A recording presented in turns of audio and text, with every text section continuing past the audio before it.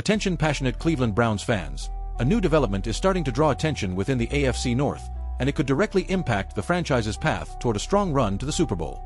There's a growing sense that something is shifting behind the scenes in the division. A possible power adjustment that could weaken a direct rival while opening a strategic opportunity for Cleveland to position itself more competitively. And you're seeing this first. Before we dive into the analysis, if you're part of the true Browns fanbase, help strengthen this community. Subscribe, share with other fans, and help take this passion even further. Now, let's get to the main point. Pay attention to this name, Mekhi Becton. Not many people remember, but before the 2020 NFL Draft, the Browns held a formal meeting with Becton, who at the time was viewed as a promising left tackle prospect. He ended up being selected in the first round, but his NFL journey has been marked by ups and downs, injuries, and struggles to establish himself at his original position. The turning point came when he was moved to the interior of the offensive line, and that's exactly where his game began to improve. Now the question arises, have the Browns truly explored every option to strengthen the interior offensive line? Or is there still room for a strategic gamble? There's an interesting scenario being considered. With Becton potentially lining up at right guard, Elgton Jenkins could remain at center, while Zion Johnson would take over the left guard spot. At 26 years old, Becton still brings a rare physical profile, size, strength, and mobility, traits that could be refined under the guidance of the Browns' new offensive line coach, George Warhop. But the recent context raises concerns. Among the disappointments faced by the Los Angeles Chargers in 2025, few were as frustrating as their investment in Becton. After a career resurgence with the Philadelphia Eagles offensive line, he signed a 2-year, $20 million deal to become the starting right guard and help protect quarterback Justin Herbert. Expectations were high. He was viewed as the centerpiece addition of their free agency class. But reality didn't match the plan.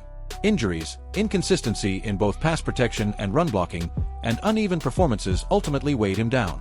While the offensive line as a whole struggled, Becton carried part of the responsibility. In the end, the Chargers decided to release him, and he returned to the market as a free agent. There is still hope for a rebound. His time in Philadelphia showed that, within the right system, he can perform at a high level. But this is a critical moment. According to recent ESPN rankings for the 2026 free agent class, Becton may be at a career crossroads. And the market isn't waiting. The top available guards were quickly signed. David Edwards joined the New Orleans Saints. Zion Johnson signed with the Browns. Isaac Sumalo went to the Arizona Cardinals. In what's considered a relatively thin class, teams rushed to secure reliable options early. Even with players like Elijah Vera Tucker and Cole Strange already off the board, Becton still sits lower in the current hierarchy, ranked behind several other options. Which brings us to the final question, Browns fans. Is Mekhi Becton an unnecessary risk, or a hidden opportunity that could be developed into a key piece within a new offensive system? American football. Show that you're part of this family. Let's reach 2,000 subscribers together. Share this with your friends and fellow Browns fans. Now, let's get to the news. American football. My friends, pay close attention to this story. During the lead-up to the 2020 NFL Draft, the Browns held a formal meeting with Mekhi Becton, who was a left tackle prospect at the time. Since then, Becton became a first-round pick who didn't quite live up to expectations and later transitioned to the guard position, where he found much more success. So the question is, have the Browns already explored all their options on the interior offensive line? Maybe. But with Becton potentially starting at right guard, Elgton Jenkins could remain at center, while Zion Johnson would take over at left guard. At just 26 years old, Becton might be worth developing as a big, athletic interior project for the Browns' new offensive line coach, George Warhop. Among all the disappointments faced by the Los Angeles Chargers in 2025, perhaps none was more frustrating than the signing of Becton. After a career revival season with the Philadelphia Eagles offensive line, the Chargers signed him to a 2-year, $20 million contract to be their starting right guard. He was viewed as the team's top free agent addition, expected to help stabilize protection for quarterback Justin Herbert. Of course, the offensive line struggles last season weren't entirely Becton's fault. But he certainly had his share of responsibility, dealing with injuries and inconsistency in both pass protection and run blocking. In the end, the Chargers released him this offseason, and Becton is now once again a free agent.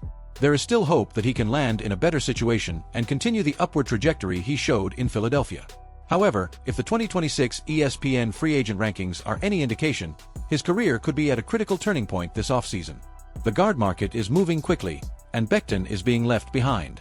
The top available guards were signed almost immediately. David Edwards joined the New Orleans Saints. Zion Johnson signed with the Browns. Isaac Sumalo went to the Arizona Cardinals. In a relatively weak class at the position, teams needing offensive line help rush to secure talent early. And even with players like Elijah Vera Tucker and Cole Strange already signed, Becton still ranks 29th overall on ESPN's free agent board, with 6 guards ahead of him on the market. Which leaves one big question for Browns fans.